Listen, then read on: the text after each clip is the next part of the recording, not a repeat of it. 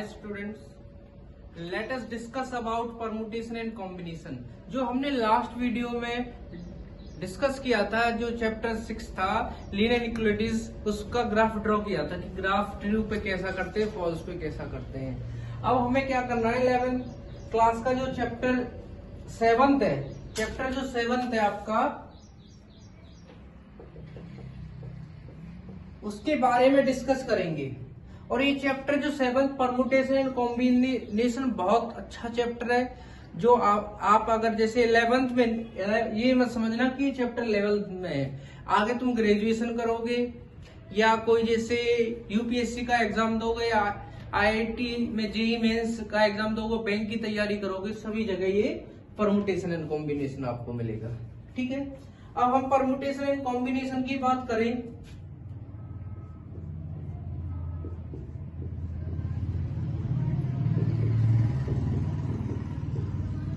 And combinations.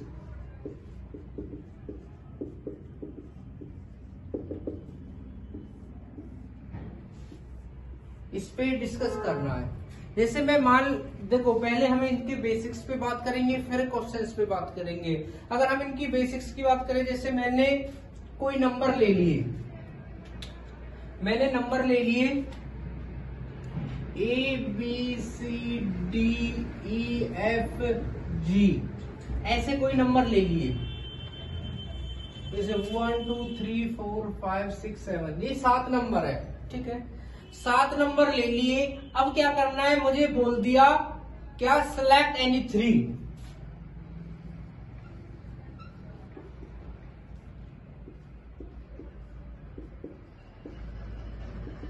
क्या करना है, सिलेक्ट करना है। तो मेरी मर्जी है, मैंने ए बी सी सेलेक्ट कर लिया, बी सी डी सेलेक्ट कर लू, या ई एफ जी सेलेक्ट कर लू, ए एफ जी सेलेक्ट कर लू, कितने भी सिलेक्ट कर सकता हूं। ये क्या बन गया, ये भी कॉम्बिनेशन है, ये भी कॉम्बिनेशन है, और इनका कंप्लीट कॉम्बिनेशन को ऐड करने से क्या टोटल क्या बन जाएगा, कॉम्बिनेशंस, जो हमारा चैप्टर का नाम है परमुटेशन एंड कॉम्बिनेशन। ठीक है, क्या बन गए, कॉम्बिनेशन। ये डिफरेंट कॉम्बिनेशन मिल रहे हैं। देखो यहाँ क्या, यहाँ पे डिफरेंट कॉम्बिनेशन मिल रहा है, यहाँ एबीसी मिल गया, यहाँ बीसीडी मिल गया, यहाँ ईएफजी मिल गया, यहाँ एएफजी मिल गया। तो डिफरेंट कॉम्बिनेशन मिल रहे हैं, तो क्या बन गया, कॉम्बिनेशन बन गया। और ये क्वेश्चंस कैसे आता है, टू फाइंड आउट, हमें क्या करना है, to find out the total number of combinations. कैसे लिखते हैं, देखो, to find out total number of combination. ठीक है ना, to find out total number of combinations as resultant, after resultant भी बोल सकते हैं, as resultant of process by selection and election. Combination, ठीक है ना, कॉम्बिनेशन के बाद क्या होता है, आफ्टर रिजल्टेंट,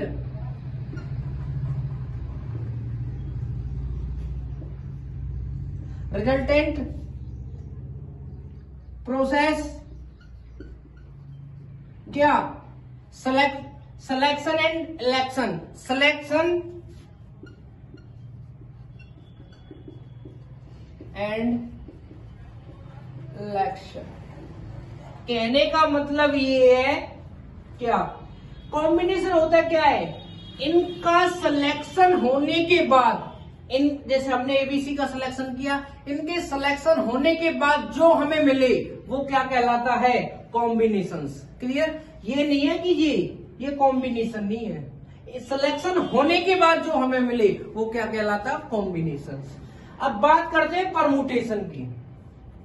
किसकी बात करेंगे, परमुटेशन की।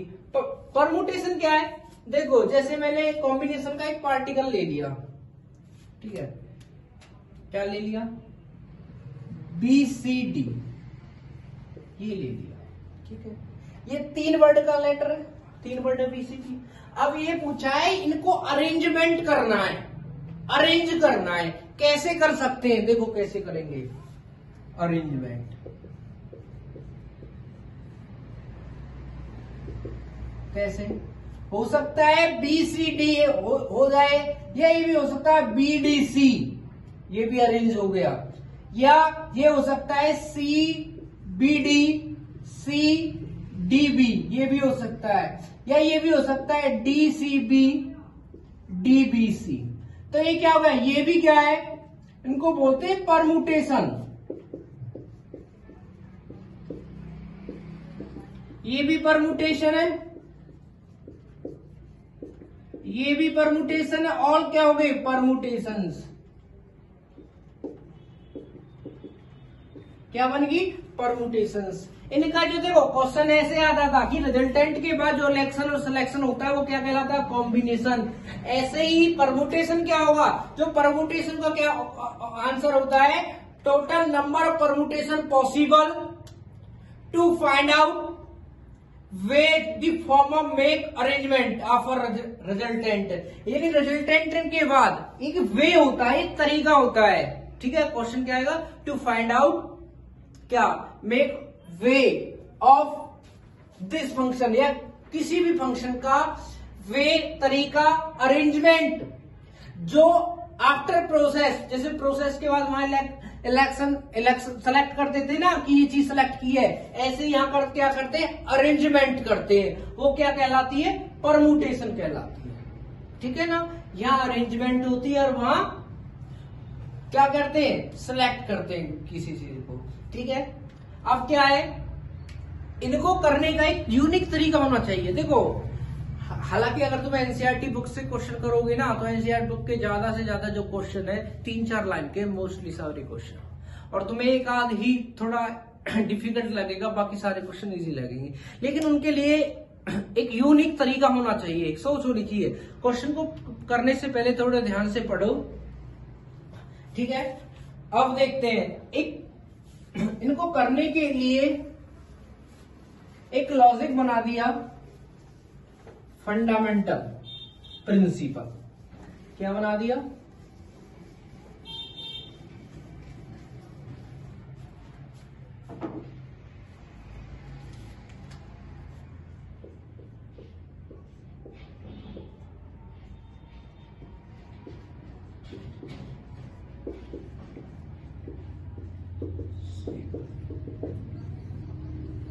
क्या बना दिया, इसके लिए एक तरीका बना रखा, फंडामेंटल प्रिंसिपल।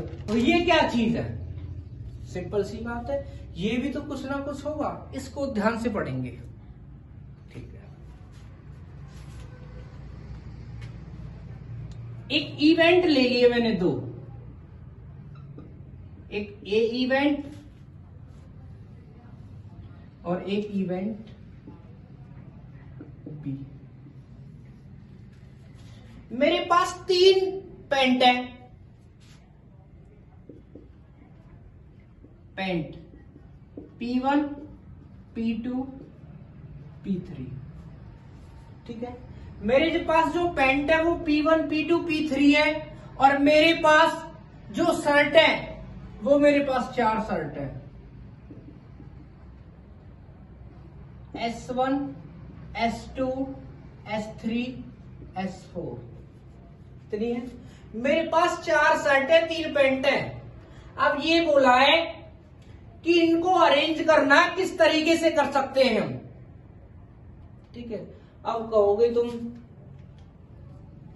कि 2 शर्ट पहन लेंगे, 3 शर्ट पहन लेंगे, 3 पैंट पहन लेंगे, ऐसा नहीं है। लॉजिक सोचो कि क्या कर सकते हैं हम। अब हम इसकी बात करें, P1 पहले पेंट की बात करें, तो ये भी हो सकता है जो पहला पेंट है उसके साथ मैं पहली शर्ट को पहन सकता हूं, दूसरी शर्ट को पहन सकता हूं, तीसरी शर्ट को पहन सकता हूं, और चौथी शर्ट को भी पहन सकता हूं। ऐसे ही P2 की बात करें, इसके साथ पहली शर्ट को पहन सकता हूं, दूसरी शर्ट को पहन सकता हूं, तीसरी शर्ट को पहन सकता हूं, और चौथी शर्ट को पहन सकता हूं। T3 जो तीसरी बेंट है उसके भी साथ S1, S2, S3, S4 इसके साथ भी 4 सेट पहन सकता हूं। तो क्या आ गई 1 into 4, इसके साथ भी और इसके साथ भी। तो टोटल अरेंजमेंट कितनी होगी इनकी 4 + 4 8 + 4 12। ठीक है, कितनी हो गई 12। अब फंडामेंटल प्रिंसिपल क्या बोलता है उसको समझेंगे। फंडामेंटल प्रिंसिपल यही बोलता है, क्या बोलता है, if there are n way to do event A, यानी जो इवेंट ए है वो क्या कर रहा है, वो associate with each event B, यानी जो ए के इवेंट है उस, ठीक है ना, ध्यान से देखना, जो ए के इवेंट है वो associate with each event B, वे बी के हर एलिमेंट के साथ, इवेंट के साथ क्या करते हैं, अपना क्या एक कॉम्बिनेशन बनाते हैं, कंबाइन बनाते हैं। ठीक है ना, जैसे क्या किया हम लोगों ने, पहले पेंट ने चारों सेट के साथ यूज किया है। मैंने एक पेंट पहनी तो उसके साथ पहली सेट पहन ली, दूसरी पहन ली, तीसरी पहन ली, चौथी पहन ली। ठीक है ना, तो इवेंट ए बी के हर इवेंट के साथ एसोसिएट है। ठीक है, इसके बाद क्या है, ways event A and B can occur in ways, जो टोटल वेज आएंगे वो क्या आएंगे, event A and event B कितना हो जाएगा m × n।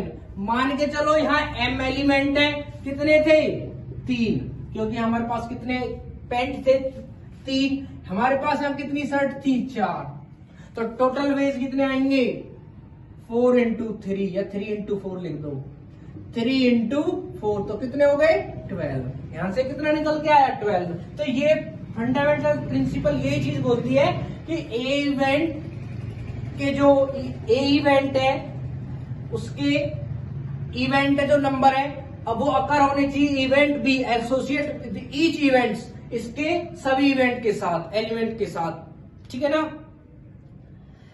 कॉम्बिनेशन बनाना चाहिए, वो क्या होता है m × n = 12, क्योंकि 4 × 3 = कितना हो गया 12। और बात करें, ठीक है, अब मुझे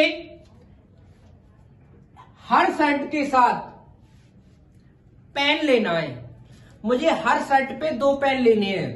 ठीक है, ध्यान से सुनना, इसी क्वेश्चन को मैंने आगे बढ़ा दिया। अब मुझे जो शर्ट दे रखी है, हर शर्ट पे 2 पेन लेने, एक रेड और एक ब्लैक, तो क्या हो जाएगा red black, red black, red black, red और ब्लैक, तो क्या हो जाएगा 1 तो था ही, क्योंकि P1 4A थे और ये कितना हो गए 2, कितना हो जाएगा, ऐसे ही हो जाएगा 8E हो जाएगा, 8E हो जाएगा और 8E हो जाएगा, कितने हो जाएंगे 24। हम ऐसे भी कर सकते हैं, वही क्या जाएगा m × n × p।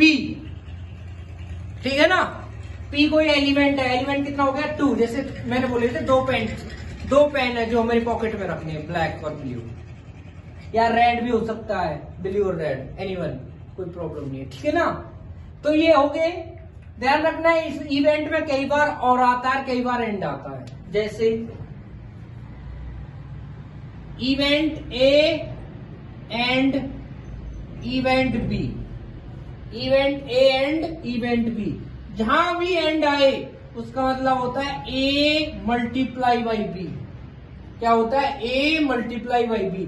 यदि इवेंट ए और इवेंट बी, इसमें क्या आता है, इसमें इसका मतलब होता है a + b।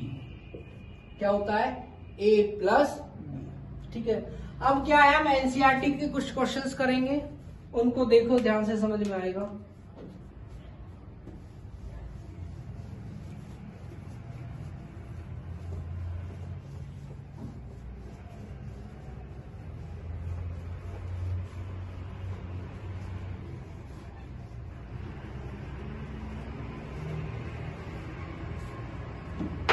एनसीईआरटी की बात करें और क्वेश्चन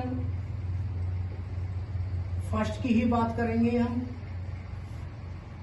एक्सरसाइज 7.1, ठीक है। एक्सरसाइज 7.1 की बात करेंगे हम। पहला क्वेश्चन क्या है, how many 3 digit number can be form from the digit 1 2 3 4। Assume that, कौन कौन सी डिजिट दे दी, 1 2 3 4 और 5 दे दी। पहले पार्ट में क्या, repetition of digit allow.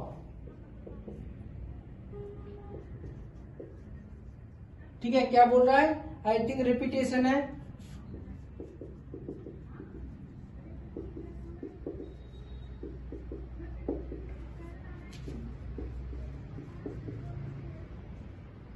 Allowed, ठीक है ना, यही है बिल्कुल। इसके बाद क्या है, सेकंड पार्ट में बोल रहा है नॉट अलाउ। ठीक है, क्वेश्चन तो हो गया ये क्या, कि रिपीटेशन पहले पार्ट में अलाउ है, दूसरे में अलाउ नहीं है। हमें क्या करना है, 3 डिजिट का नंबर बताना है। देखो, इस क्वेश्चन को ना 2 तरीके से कर सकता हूं मैं।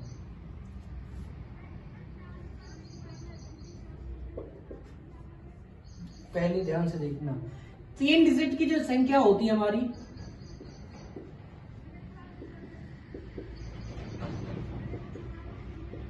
नंबर वैसे ये होते हैं जिसमें यूनिट प्लेस होता है, 10 प्लेस भी होता है और 100 प्लेस भी होता है। यूनिट प्लेस पे इन 5 डिजिट में से किसी को भी लिख सकता हूं मैं। ठीक है, 10 प्लेस में भी इन 5 में से किसी को लिख सकता हूं। क्यों, डिजिट क्या है, रिपीटेशन अलाउड, रिपीट कर सकते हैं। जो अगर मैंने 5 ले ली तो 5 को दोबारा भी ले सकता हूं। 100 पे भी 5, टोटल क्या हो जाएगी, 5 इंटू 5 इंटू 5 125। सेकंड की बात करें, सेम यूनिट प्लेस पे, यूनिट प्लेस 10 प्लेस 100 प्लेस।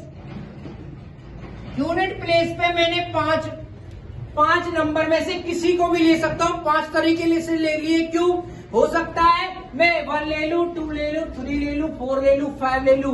तो यूनिट प्लेस में मैंने 5 तरीके से ये नंबर ले लिया। अब क्या है, मान कर चलो 5 ले लिया, कितने बचे, 4। तो 10 प्लेस में कितने नंबर तरीके से लिख सकता हूं, 4, क्योंकि नॉट अलाउ, जो एक बार ले लिया दोबारा नहीं लेना। अब की बार मैंने 4 भी ले लिया, कितने बचे, 3। तो 3 में से किसी को भी ले सकता हूं। तो टोटल कितने हो जाएंगे, 5 इंटू 4 इंटू 3, 23 जा 60। तो ये क्या आ गया हमारे पास, 60 आंसर। क्लियर, नेक्स्ट देखते हैं।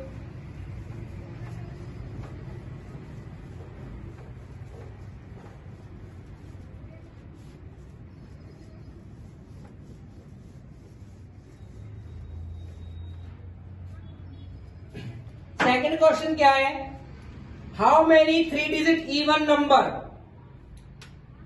If they digit can be repeated 1 2 3 4 5 6। Second जो क्वेश्चन है, देखो डिजिट है जो हमारे पास 1 2 3 4 5 6, ये डिजिट है, इवन होनी चाहिए, रिपीट भी कर सकते हैं। देखो तो यूनिट प्लेस यहां लिख दो 3 डिजिट, नंबर, 3 डिजिट की नंबर, जिसमें क्या होता है यूनिट प्लेस, 10 प्लेस और 100 प्लेस। ठीक है, या ऐसे भी कर सकते हैं unit tens 100 as you wish. ठीक है, और ये बेटर तरीका है। यूनिट प्लेस पे देखो इवन होने चाहिए। इवन का मतलब होता है जिसका यूनिट प्लेस 2 से डिवाइड हो जाए। कौन कौन से हो सकते हैं? 2, 4 और 6। तो इस पे हम या तो 2 लिख सकते हैं, या 4 लिख सकते हैं, या 6 लिख सकते हैं। तो इस तरीके को कितने तरीके से लिख लिया मैंने? 3 तरीके से। यदि मैं यूनिट प्लेस पे इन 3 डिजिट में से किसी एक डिजिट को लूं तो हमारा इवन आएगा, अदरवाइज नहीं आएगा। जैसे मैंने 5 ले लिया, 5 से कैसा हो जाएगा? ऑड। इवन चाहिए तो इन 3 डिजिट में से किसी को ले सकता हूं, तो 3 तरीके से। अब टोटल डिजिट कितनी है? 6। रिपीट कर सकता हूं 6 तरीके से। 100 प्लेस पे भी 6 तरीके से। टोटल कितना हो गया? 6 इंटू 6 इंटू 3, 6 6 जा 36, 3 जा 108। ये क्या हो गया आपका क्वेश्चन। ठीक है, अब बात करें थर्ड क्वेश्चन की। How many 4 letter code? 10 letter दे रखे हैं इंग्लिश के alphabet, if no letter can be repeated. इसको मैं वही करूंगा, क्वेश्चन नंबर 3 यहां कर देता हूं। चलो, हमें क्या करना है? 4 लेटर का कोई कोड बनाना है जिसमें अल्फाबेट के कितने 10 लेटर दे रखे हैं। देखो A B C D E F G H I, ठीक है ना? A B C D E F G H I J। तो 1 2 3 4 5 6 7 8 9 10 लेटर हो गए। इससे क्या करना है? 4 लेटर का कोड बनाना है।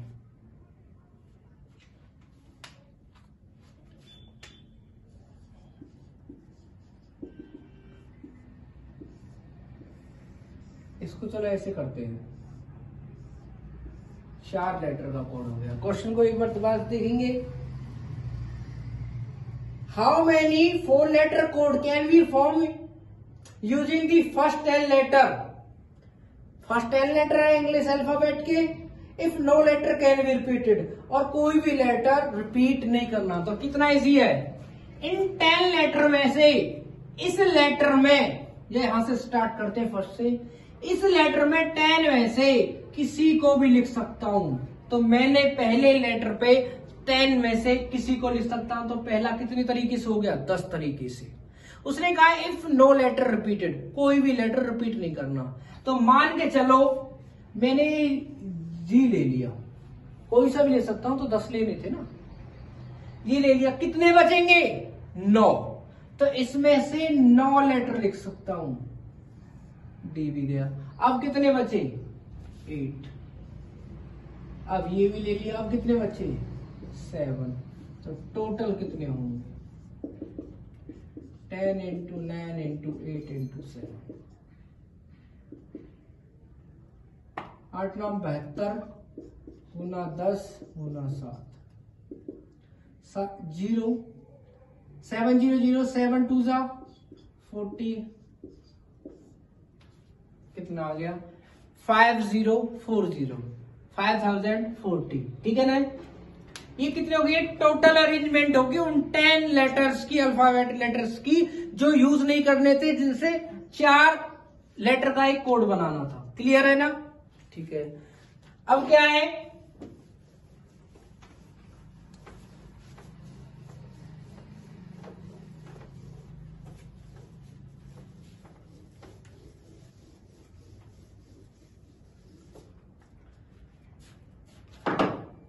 अब क्वेश्चन नंबर 4 की बात करूं अगर मैं, क्वेश्चन नंबर 4 क्या है? How many 5 digit telephone number 0 to 9, how digit? ठीक है, हमें टोटल जो नंबर है वो कितने? 0 to 9, 0 1 2 3 4 5 6 7 8 9 10 डिजिट होगी है। ठीक है, अब क्या है, 67 से स्टार्ट है, no digit appear one other than one. जो डिजिट है वो क्या करनी है, दोबारा नहीं लेनी जो यूज कर ली। कितने डिजिट का है वो, 5 डिजिट का।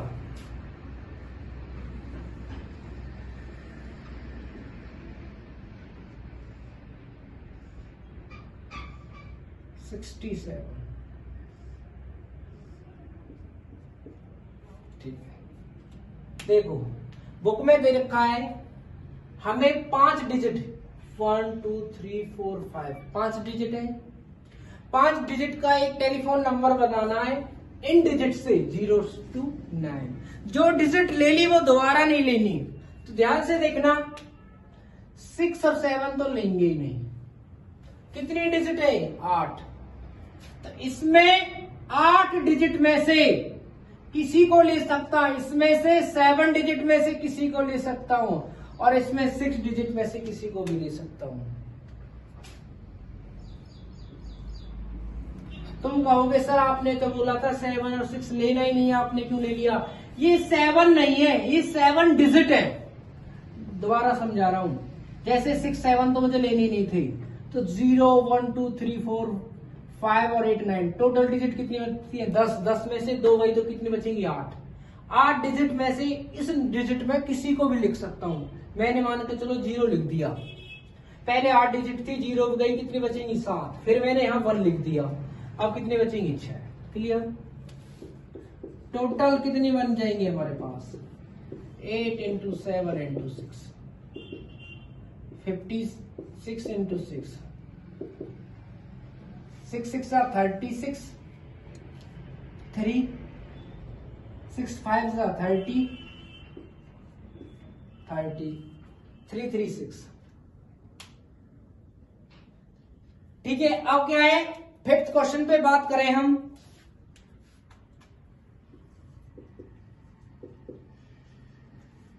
एक कॉइन है, उसको 3 बार उछालना है, तो टोटल पॉसिबल आउटकम्स बताने। वैसे ना इसके 2 तरीके हैं। कॉइन, ठीक है, ठीक है, उसमें हेड होता है और टेल होता है। हेड होता है, टेल होता है। इसका मतलब एक कॉइन पे 2 फेस होते हैं, एक कॉइन पे 2 फेस होते हैं। जब पहली बार टॉस करूंगा,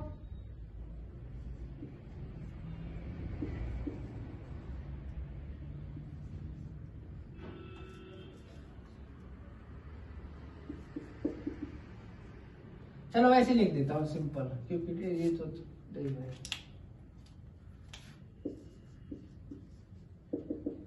ठीक है। एक कॉइन है जिसपे हेड भी है और टेल भी है, 2 फेसेस होते हैं कॉइन पे। देखो इसका एक फॉर्मूला होता है 2 की पावर n। जितने टाइम्स करते हैं, तो 3 टाइम्स टॉस कर रहे हैं, तो क्या हो गया, 2 into 2 into 2, तो कितना हो गया, 8। ये तो हो गया आपका पहला तरीका। दूसरा तरीका देखो, जब एक कॉइन के कितने फेस है, 2 फेस है, ठीक है। एक कॉइन फेस कितने हो गए, 2। अब उस कॉइन के भी फेस 2, उस कॉइन के भी फेस कितने हो गए, 2। हर बार 2 कॉइन, देखो एक कॉइन को जब उछालेंगे, पहले पे भी 2 फेस आएंगे, अगले पे भी 2 फेस आएंगे, तीसरे पे भी 2 ही फेस आएंगे। उछाल रहे ना, पहली बार उछाला 2 फेस आए, दूसरी बार पे फिर 2, तीसरी बार पे फिर 2, तो टोटल कितने हो जाएंगे, कितने हो गए, 8। तो टोटल आउटकम्स टोटल कितने हो गए, 8। वैसे भी एक रूल होता है कॉइन के लिए, आपने 10th क्लास में पढ़ा होगा। कॉइन होता है, उसके लिए फॉर्मूला होता है 2 की power n। n means number of times, tossing times, जितनी बार उसको टॉस कर रहे हैं। क्लियर, 3 बार कर रहे थे तो 3 आ गया।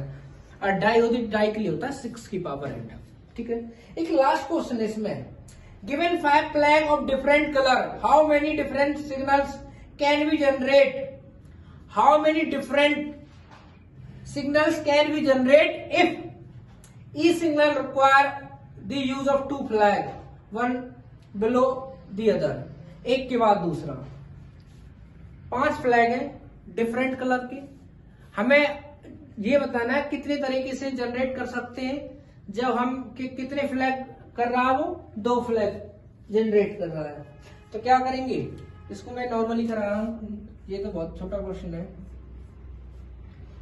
पहला हो जाएगा 5 तरीके से, फिर उसमें 2 वैकेंसी बचती है तो दूसरा हो जाएगा 4 तरीके से, तो कितना आ जाएगा 20। ये हमारे पास क्या आ गया, 5th question. I mean sorry 6th question है इसका। ठीक है, अब इसी के साथ साथ जो आपकी एक्सरसाइज है और इसका बेसिक है परमुटेशन और कॉम्बिनेशन का, वो कंप्लीट होता है। यदि किसी भी बच्चे को किसी भी क्वेश्चन में कोई डाउट है तो वो कमेंट कर सकता है।